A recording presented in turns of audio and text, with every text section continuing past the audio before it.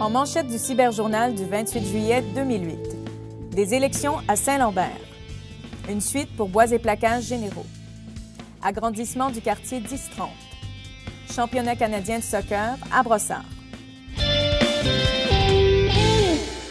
Bonjour, mesdames et messieurs, bienvenue à votre Cyberjournal. Le premier ministre Stephen Harper a procédé à l'annonce des élections partielles dans Saint-Lambert, ce qui permettra de trouver un successeur à Makakoto. Cette course se jouera à 5, même si le Parti vert n'a toujours pas confirmé l'identité de son candidat. La candidate du Bloc québécois, Josée Baudin, tenait une conférence de presse dimanche dernier pour lancer sa campagne.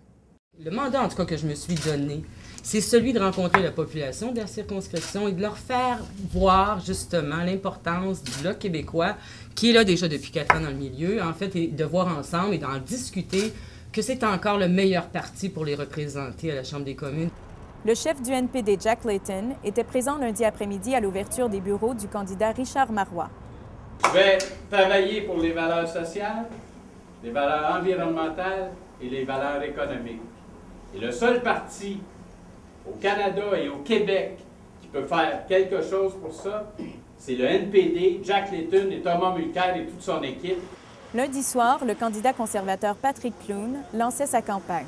Lors de la prochaine élection et lors de mon premier mandat, je serai le député rassembleur de la Rive-Sud, celui qui pourra enfin mettre de l'avant les projets qui sont importants pour nous et pour toute la région.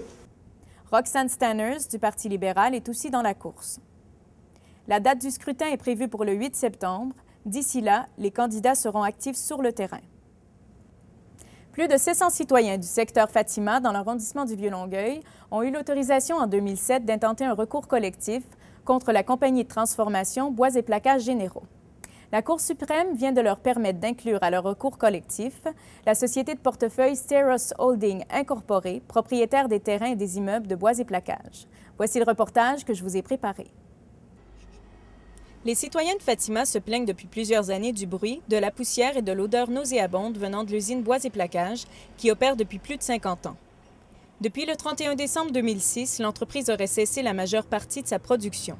Mais le bruit dérangerait toujours. On connaît des gens qui travaillaient là, il y a eu des mises à pied, mais il y a encore des gens qui sont là, il y a encore de l'activité, la nuit surtout.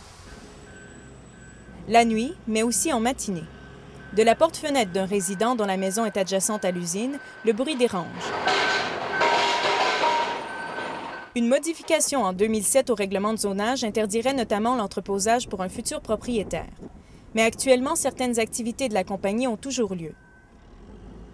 Le recours collectif de 7,5 millions au départ serait maintenant évalué à 17,5 millions de dollars. Les actionnaires du nouveau joueur Steros Holding Incorporé s'avèrent être les mêmes que les propriétaires de Bois et plaquages.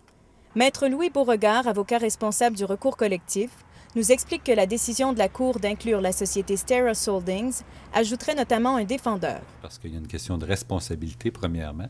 Et deuxièmement, évidemment, le fait que Placement Steros soit là et qu'il soit propriétaire du terrain, bien, au niveau d'un jugement éventuel qui serait positif, bien, à ce moment-là, on pourrait exécuter le jugement sur les biens de Bois Plaquage, autant sur ceux de Bois Plaquage que Placement Steros.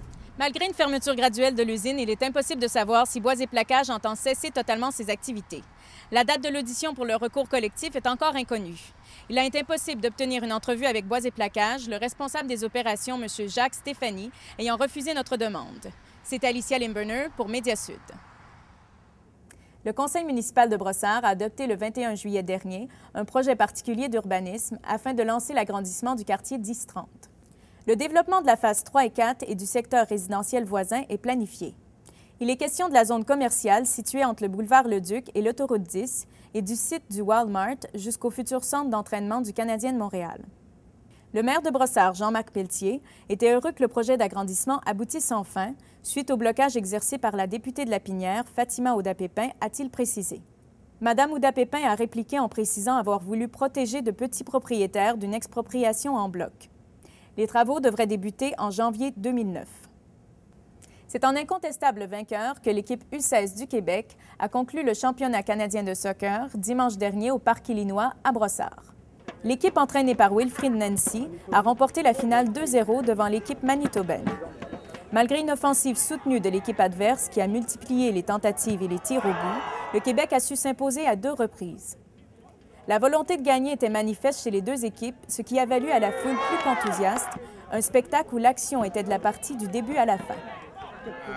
Une défense, c'est la première chose qui est la plus importante pour aller loin dans un tournoi. Et aujourd'hui, je suis fier d'eux aussi parce que c'était un objectif que l'on avait de ne pas prendre de but. Et ça, c'est grâce à tout le monde.